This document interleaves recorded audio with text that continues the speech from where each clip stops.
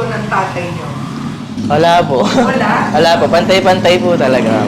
Iba-iba, ma'am. Kunyari, sa kanya, paborito siyang... Pagilitan po. Saka ulitin, ma'am, sa pag-aaral, mas tutok sa kanya. Oo. Ako naman, ma'am, paborito ko siguro sa pagdating sa mga desisyonan, diskartehan. Siya naman, ma'am, paborito pag Sa mga may meetings. samahan. Sa mga contracts po, ganun. Oo. Ganun po. What do you miss most about your father? Ano po, yung tinuturuan niya po. Yun po. Kasi po, since nung nag-aral po, nung elementary, tsaka kinder, tsaka ano po, prep, siya na po yung nagtuturo sa akin lahat. Ganun po. Isa pa po yung sa sports. Kasi dati po, nung bata po, hindi daw po siya nakapag-sports. Hanggang sa, pag nagbabasketball po, pag may liga po, yun po, sinasamahan. Kahit po, hindi po ako magaling.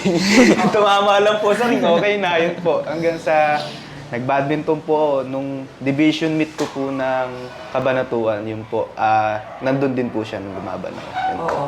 Pero ikaw, how did you handle your father's death? Mahirap, ma'am, kasi alam ko naman kagad na ako'y papalit sa lahat. Kaya ngayon, nagbago yung pananaw ko lalo. Kasi di ba dati, ma'am, siyempre, iniisip ko sa sarili ko, future ko gano'n, ma'am.